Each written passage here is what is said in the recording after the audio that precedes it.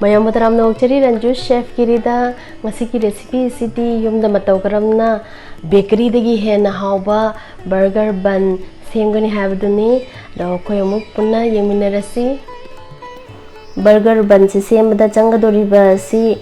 1.5 cup maida 2/3 cup sangom fresh lobiyo aduga kita warm oigadaba adagi yeast 1 teaspoon thumna 1 teaspoon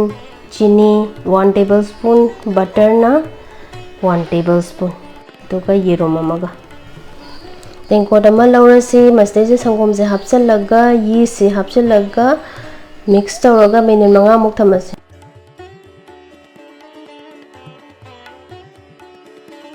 minute 5 fare masde sita chini thum hapchalaga olase maida sida hojiki liquid se haijan birani aduga mix tawbirani side ta thamgrasi aduga yerum ama lauraga togaira otlaga sisu thambikhrani side ta thamkiba maida do butter hapchalaga tolasi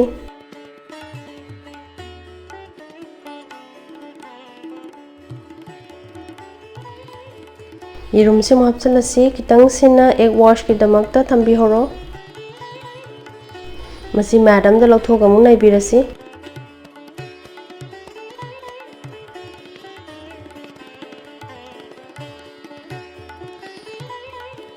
hojik soft dough ma oire just press tawe yengbiyo rest rokani bowl ama lorga ghee taisala thambirani madudai da ngasai semgriba dough se hapchalaga madhakta amu kitang grease tawbirani aduga cling film amna cover tosala thambirani pungama mu fare dough se double raise tawre aduga koina knead amuk tawrani akoina dough se hojik chap manaba parts ta khaidoni tarok thokna khaidok sege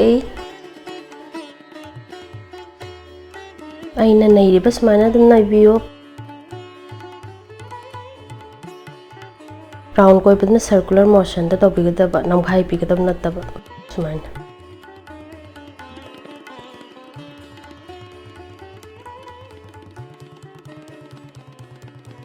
hojik masi burger ring sida hapchalasi aduga phimna phajana kupsanbirani 45 minutes ki matung da hangdo yengase koi 45 minutes sure loina ma pokhatlame masidai sida koina egg wash taibirani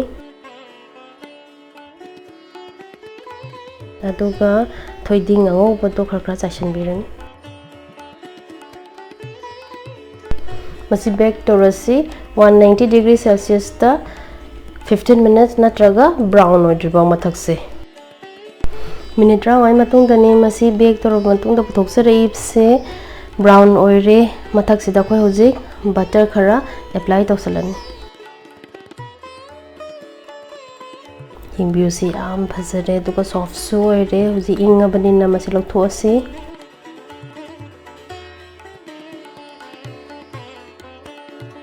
hoji ka agamu yenghanjarake kayam soft oyena hingbiu soft se to side sumana ladiesna ina ring hapagini thickness se yo press tor so mu yamna soft oibne nam hankale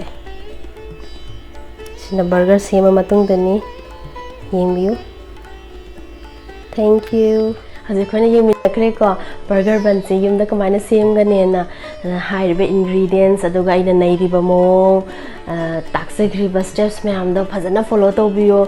aduidi adum phajana adomnasu burger bun do yumda yamna hauna semba yagani